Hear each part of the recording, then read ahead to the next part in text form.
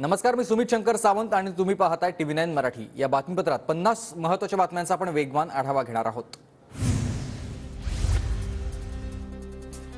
सरकारने मागण्या मान्य केलेल्या नव्या अधिसूचनेनुसार पहिलं प्रमाणपत्र मिळेपर्यंत आंदोलन सुरू राहणार।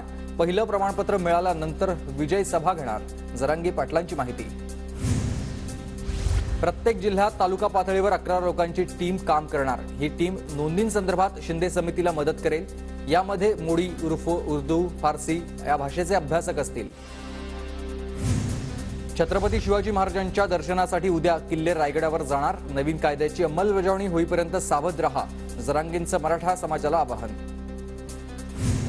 मंत्री छगन भुजबळांच्या निवासस्थानी आज बैठक। ओबीसीतून मराठ्यांना दिलेल्या आरक्षणावर चर्चा करणार।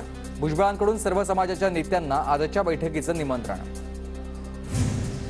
सोलापूरच्या माढा तालुक्यात आज ओबीसी मेळाव्याचं आयोजन। प्रकाश आंबेडकर ओबीसी मेळाव्याला उपस्थित राहणार।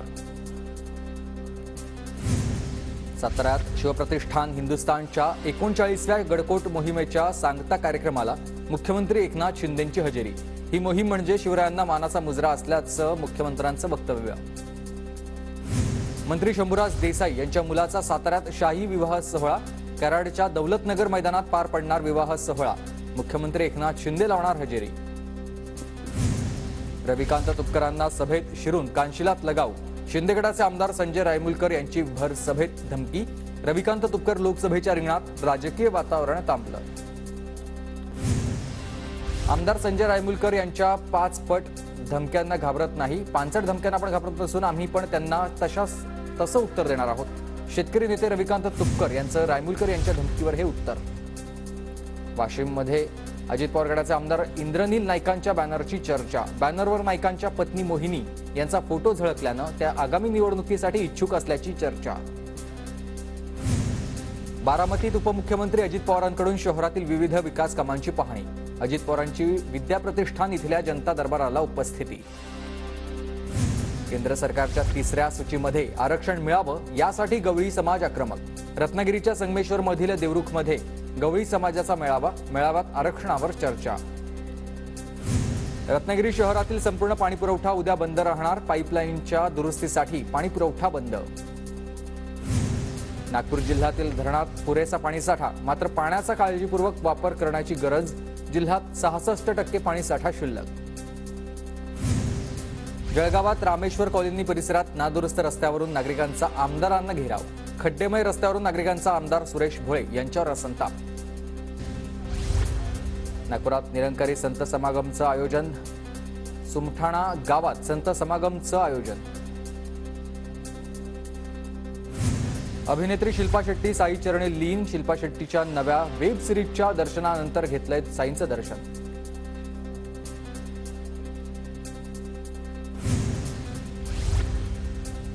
भिवंडीतल्या पकडलेल्या बनावट जिरे प्रकरणाचं कनेक्शन पालघरमध्ये। पालघरच्या नंडोरे नोवेल इंडस्ट्रीजमध्ये सुरू होता बनावट जिरे बनवण्याचा कारखाना। वर्ध्यात मुलांची सोनोग्राफी करायची असल्याचं सांगत डॉक्टरकडून 3 लाखांना गंडा। ऑनलाईन फसवणूक केल्याप्रकरणी सायबर पोलीस ठाण्यात गुन्हा दाखल। रत्नागिरीच्या चिपळूणमध्ये काँग्रेसचे तालुकाध्यक्ष प्रशांत यादव शरद पवार गटात। शरद पवारांच्या उपस्थितीमध्ये पक्षप्रवेश। प्रशांत यादव यांना चिपळूण विधानसभेची उमेदवारीही मिळण्याची शक्यता। धुळे महानगरपालिकेच्या वतीनं पांझरा नदी स्वच्छतेला आजपासून सुरुवात। 150हून अधिक कर्मचाऱ्यांचा स्वच्छता मोहिमेत सहभाग। 6 विभागांमध्ये नदीपात्राची स्वच्छता। हिंगोलीत कडाक्याच्या थंडीमुळे गव्हाच्या पिकाला बहर। गहू पिकाला सध्या पोषक वातावरण निर्माण झाल्यानं गहू उत्पादक शेतकरी समाधानी। पुण्यात दुबईहून सोन्याची तस्करी। तब्बल 6 किलोचे 3.5 कोटींचं सोनं जप्त। पुणे आंतरराष्ट्रीय विमानतळावर ही कारवाई। परळीतील बीडमध्ये मयत पतीच्या जागेवर अनुकंपा तत्वावर नोकरी मिळण्यासाठी पत्नीचं 3 दिवसांपासून उपोषण। 2018 साली औष्णिक वीज निर्मिती केंद्रात कार्यरत असताना पतीचं निधन। तेव्हापासून कुटुंब उघड्यावर पडल्यानं पत्नीचं उपोषण।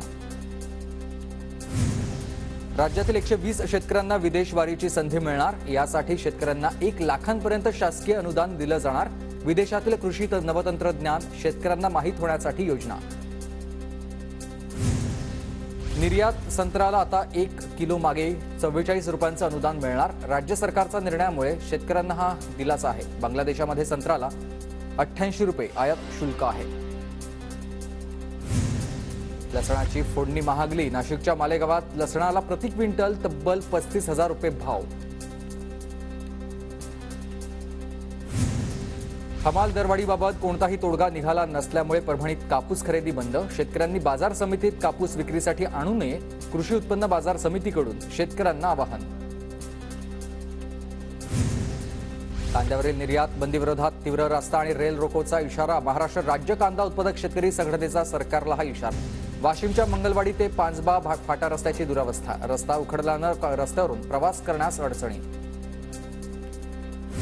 यवतमाळमध्ये वनरक्षकांच्या 79 जागांसाठी उमेदवारांची मैदानात चाचणी सुरू। 59 जागांसाठी तब्बल 11,000 उमेदवार रिंगणात। अकोल्यात रंगली विदर्भातील प्रसिद्ध आणि अनोखी रोडगे पार्टीमध्ये गव्हाचं रोडगे, वांग्याची भाजी, वरण आणि गावरान तुपाची मेजवानी। पंतप्रधान नरेंद्र मोदींच्या हस्ते लॉन्च झालेला सफर गोल्ड कोटेड गोल्ड युरियाचा पहिला रॅक मनमाडमध्ये दाखल। पिकांच्या उत्पादन वाढीसाठी गोल्ड युरिया उपयुक्त ठरणार। सोलापूर जिल्ह्यातील अक्कलकोट आगारातील बसेसची दुरावस्था। 70% बसेसच्या काचा फुटलेल्या, सुविधा मिळत नसल्यानं एसटीकडे प्रवाशांची पाठ। गेल्या 2 महिन्यांपासून सोयाबीनचे दर स्थिर। दरात वाढ होण्याऐवजी सोयाबीनच्या दरात घसरण। सोयाबीन साठवून ठेवावं की विकावं, शेतकऱ्यांमध्ये संभ्रमाचं वातावरण। नांदेड कृषी उत्पन्न बाजार समितीमध्ये तुरीला प्रति क्विंटल मागे 9,000 ते 10,000चा भाव। तुरीचे भाव आणखी वाढण्याची शक्यता। तूर उत्पादक शेतकऱ्यांना दिलासा।